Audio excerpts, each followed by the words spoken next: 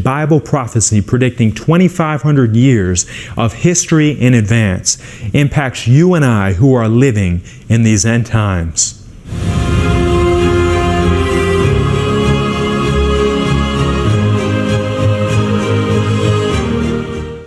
Hi everyone, I'm Dustin. This is Hope Through Prophecy. The book of Daniel was written in the 6th century BC.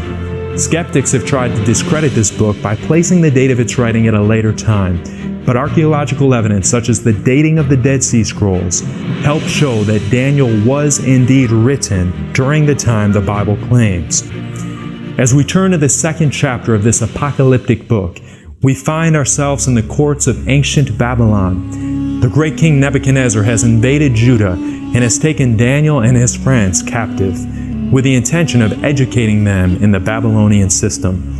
The chapter begins with the king being troubled by a startling nightmare. He calls for the best and brightest men of his kingdom to reveal to the king both his dream and its interpretation. These pagan men accurately declare to the king that there is not a man upon the earth that can shew the king's matter. There is none other that can shew it before the king except the gods. These men knew that only a divine power could actually reveal the unknown. In his fury, the king then announced that all the wise men of Babylon should be killed.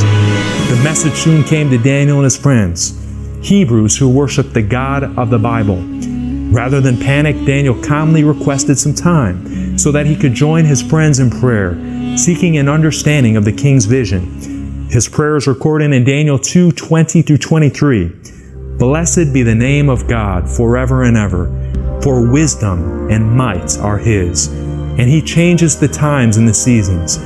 He removeth kings, He setteth up kings. He giveth wisdom unto the wise, and knowledge to them that know understanding. He revealeth the deep and secret things. He knoweth what is in the darkness, and the light dwelleth with Him. I thank Thee and praise Thee, O Thou God of my fathers, who hast given me wisdom and might, and hast made known unto me what we desired of Thee, for Thou hast now made known unto us the king's matter. God had revealed the king's dream to Daniel. Daniel is then quickly whisked into the king's presence. The king eagerly asked Daniel, "Are you able to reveal the dream to me?" Daniel responds with great wisdom. And listen to this. The secret which the king hath demanded cannot the wise men, the astrologers, the magicians, the soothsayers show unto the king.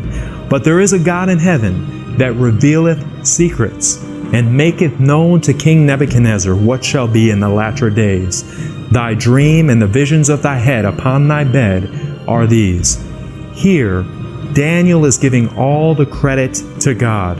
He is also showing the difference between the true God of the Bible and the other false religions which claim to know the truth. Daniel now reveals the dream. Thou, O king, sawest, and behold a great image. This great image, whose brightness was excellent, stood before thee, and the form thereof was terrible.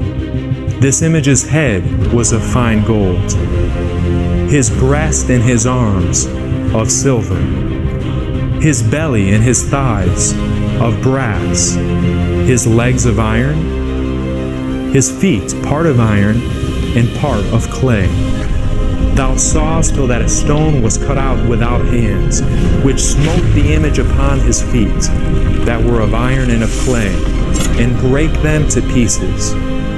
Then was the iron, the clay, the brass, the silver, and the gold broken to pieces together, and the stone that smote the image became a great mountain, and filled the whole earth. At this time the king is most certainly on the edge of his seat, hanging on Daniel's every word. Daniel then confidently proceeds to reveal the meaning of the dream to the king. Thou, O king, art a king of kings, for the God of heaven hath given thee a kingdom, power and strength and glory. Thou art this head of gold. Here Daniel clearly identifies King Nebuchadnezzar and his mighty kingdom of Babylon as the head of gold represented in this dream. Gold was a fitting symbol for Babylon, as its wealth and greatness were unrivaled in the ancient world.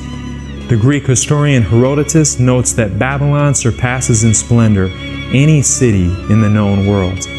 He goes on to describe the outer walls of Babylon to be 320 feet high, 56 miles long, and 80 feet thick, wide enough to race multiple chariots side by side on top of them. Babylon could also boast of the Hanging Gardens, one of the 7 wonders of the ancient world.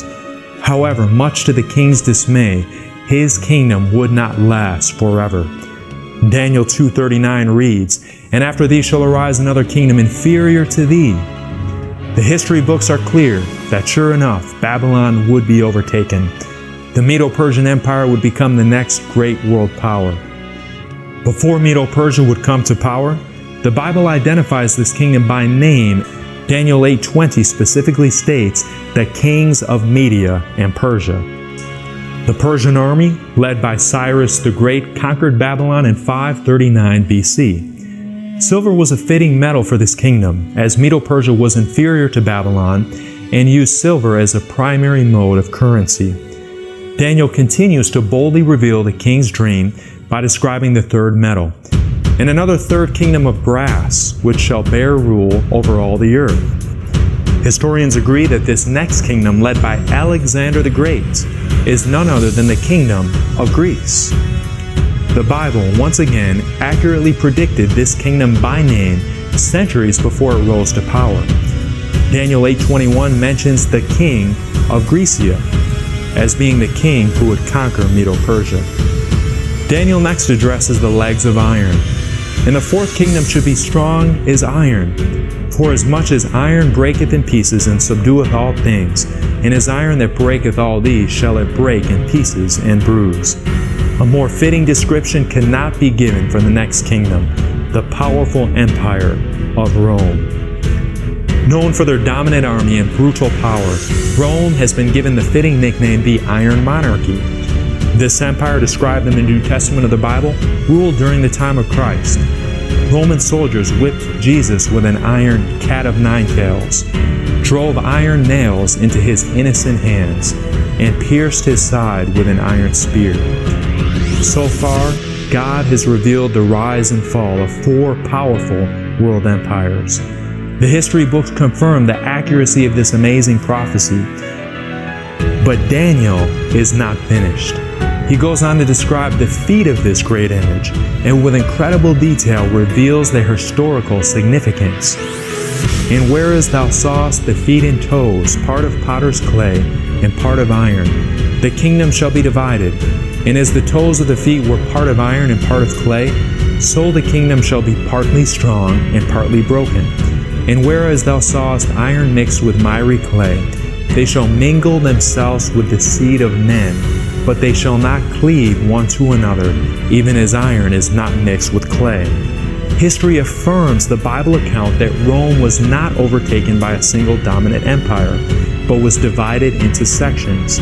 These sections are what we know today as modern Europe. Amazingly, Daniel reveals that these nations would not cleave one to another. That is, they would never unite into one dominant kingdom.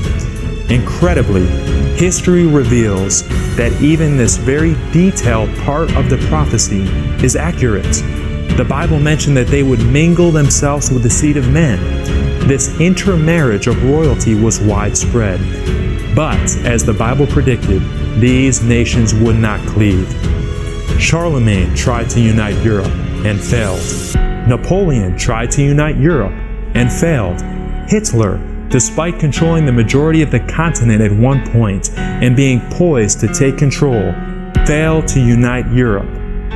Europe has never and will never be united into one empire.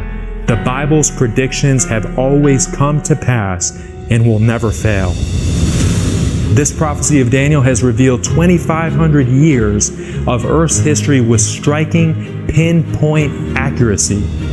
But friends, there is still one part of the prophecy that is yet to be fulfilled. But we can be certain, we can have no doubts, that it will come to pass just as surely as the rest of this prophecy.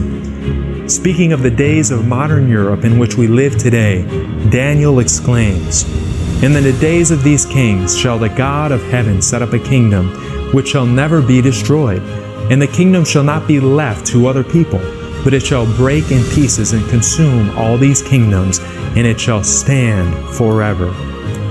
Daniel clearly states the final event of this groundbreaking prophecy.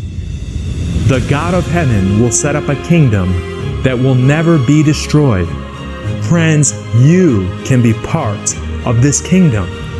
You can live forever in paradise with the God of the universe. On this channel, we will support you as you prepare for that kingdom, and we'll show you how you can be a part of it. If you have enjoyed this video, or if it has been helpful to you, I encourage you to click like and to subscribe to this channel. If you would like to learn more about the Bible's teachings and how they apply to your life, I encourage you to continue to watch Hope Through Prophecy.